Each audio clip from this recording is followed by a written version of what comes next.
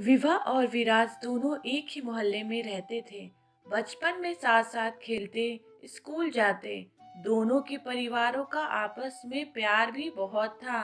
इसलिए मेला देखने जाना हो, रामलीला देखनी हो या कभी कभार सिनेमा जाना होता तो दोनों परिवार इकट्ठे ही जाते। विभा के परिवार में उसकी दादी को मिलाकर कुल 5 मेंबर थे। उसके पिताजी पेशे से एक टीचर थे और माँ हाउसवाइफ थी। विभा से छोटी उसकी एक बहन थी जिसका नाम खुशी था। बहुत ही संस्कारी परिवार था। दादी सुबह शाम भजन कीर्तन कर परमात्मा का नाम जपती रहती। विभा की माँ सुशीला जी एक कुशल गृहिणी होने के साथ साथ अच्छी माँ भी थी। उन्होंने अपने दोनों बेटियों को हर अच्छे बुरे की शिक्षा दी थी। घर बाहर किसी भी तरह की समस्या उन्हें होती तो माँ से बात करके झटपट हल मिल जाता था। विभा ने 8th में ही तय कर लिया था कि उसे आईएएस ऑफिसर बनना है। पढ़ाई में वो बहुत ही इंटेलिजेंट थी। उसके परिवार में सबको उस पर भरोसा था कि वो अपना सपना जरूर पूरा करेगी। आंखों में ऑफिसर बनने का सपना पाले विभा बड़ी हो रही थी। मोहल्ले की सबसे सुंदर लड़की थी विभा। लंबे घने बाल, गोरा रंग, खिलखिलाता चेहरा, किसी परी से कम नहीं थी वो। जो उसको देखे बस देखता ही रह जाए। स्कूल में भी हर लड़की की पसंद थी विभा। लेकिन विभा ने इन सब बातों से बेखबर अपने लक्ष्य की ओर बढ़ती जा रही थी। उसने 12th में पूरे शहर में टॉप करके अपने माँ बाप का नाम रोशन कर दिया। अब उसे आगे की पढ़ाई के लिए शहर से बाहर जाना था। एक बहुत ही अच्छे कॉलेज में उसका एडमिशन हो गया। बहुत सी हिदायतों के साथ उसे हॉस्टल दिलवाकर उसके मम्मी पापा वापस आ गए। घर वाले थोड़े निश्चिंत इसलिए भी थे क्योंकि उनके मोहल्ले का लड़का विराज भी तो उसी कॉलेज में पढ़ता था जो विभा से 1 साल सीनियर था। विराज के परिवार में उसके मम्मी पापा और एक छोटा भाई था। विराज के पापा की शहर में कपड़ों की बहुत बड़ी और अच्छी दुकान थी। विराज भी पढ़ाई में बहुत अच्छा था। उसे एमबीए करना था, इसलिए उसने ग्रेजुएशन में कॉमर्स को चुना। वहीं दूसरी तरफ विभा नॉन मेडिकल की स्टूडेंट थी। दोनों का कॉलेज एक ही था। विराज विभा के बचपन का दोस्त था, इसलिए विभा दिन में एक बार उससे जरूर मिलती थी। कोई भी प्रॉब्लम होती तो विराज को कह देती। ऐसे ही कॉलेज का 1 साल बीत गया। अब विभा नए माहौल में एडजस्ट हो चुकी थी। वो बहुत मेहनत कर रही थी। कॉलेज में उसकी अलग पहचान बन चुकी थी। इसके कई कारण थे। पहला, एक तो वो बहुत सुंदर थी। एक उसकी सादगी और उसकी इंटेलिजेंसी के तो सभी कायल थे। हर कोई उससे दोस्ती करना चाहता था। हर टीचर की वो चहेती थी। अपनी माँ को जब ये सब बताती तो माँ को बड़ी खुशी होती। बहुत से लड़कों की ऑफर वो बड़े सलीके से मना कर चुकी थी।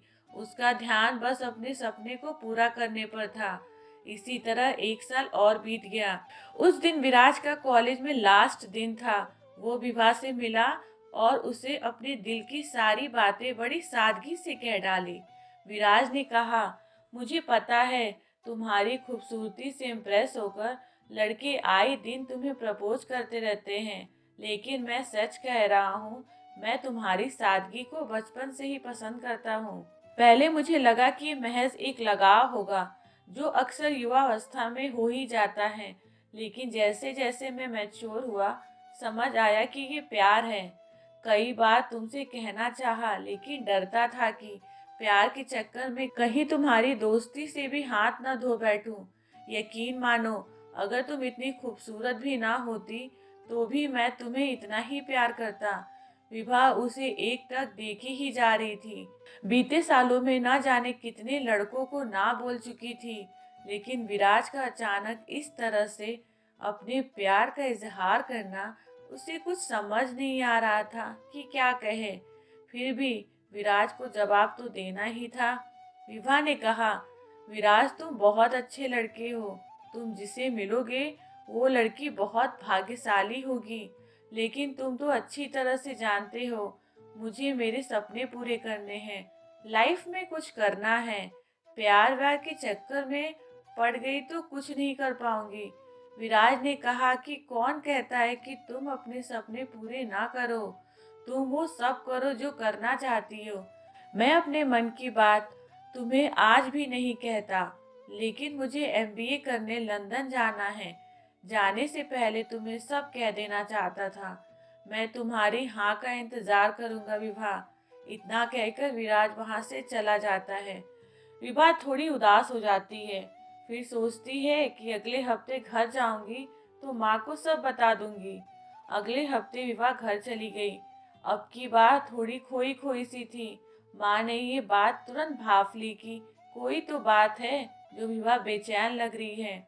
डिनर के बाद सब काम निपटाकर माँ बेटी छत पर चली गईं। वहां जाकर माँ ने विभा से उसकी परेशानी का कारण पूछा, तो विभा ने झट से वो सब बातें बता दी जो विराज और उसके बीच में हुई थी। विराज एक अच्छा लड़का था। घर में भी सभी उसे पसंद करते थे। उसकी माँ ने विभा को समझाया, अभी तुम अपनी पढ़ाई पर ध्यान दो, इसमें परेशान होने वाली कोई बात नहीं है।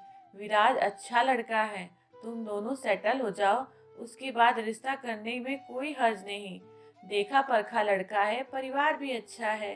अपनी माँ को सब बताने के बाद उसके मन का बोझ हल्का हो गया। अपनी माँ को प्यार भरी झप्पी देकर वो सोने चली गई। कुछ दिन बाद विभा को अगले सेशन के लिए कॉलेज जाना था। सारी तैयारियां करके उसके मम्मी पापा उसे हॉस्टल छोड़ने गए। इस साल तो विराज भी नहीं था वहाँ, इसलिए उसकी मम्मी पापा को उसकी थोड़ी चिंता हो रही थी। लेकिन अपनी बेटी की समझदारी पर विश्वास भी बहुत था। विभा को भी विराज के बिना अच्छा नहीं लग रहा था।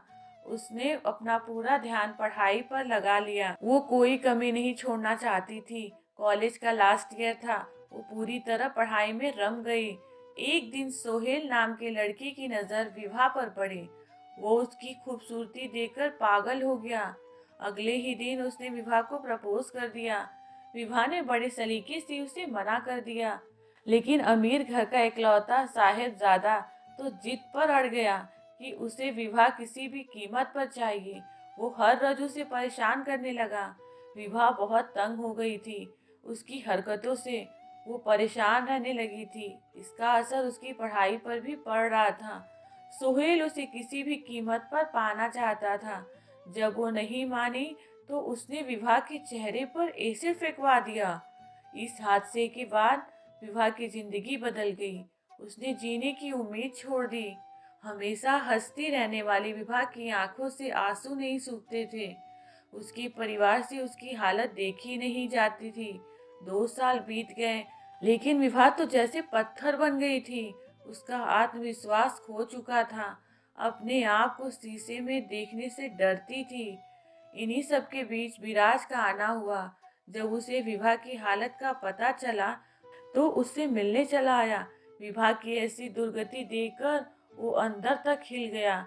उसने अपने आप को बड़ी मुश्किल से संभाला, बिल्कुल नॉर्मल होकर पहले की तरह बातचीत की और अगले ही दिन अपने मम्मी पापा के साथ विभा के साथ शादी का प्रस्ताव लेकर विभा के घर आ गया।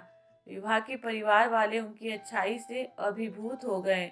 विभा ने विराज से अकेले में बात करने की इच्छा जताई।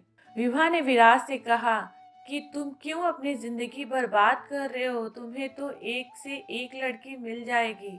विराज, तुम्हें मुझसे सहानुभूति है, तुम इसलिए मुझसे शादी कर रहे हो ना? विराज ने कहा, हाँ मानता हूँ कि एक से बढ़कर एक लड़की मिल जाएगी, लेकिन तुम हो विभा। मैंने तुम्हें चाहा है, केवल तुम्हें। मैं तुम्हें आज भी उतना ही प्यार करता हूँ जितना पहले करता था।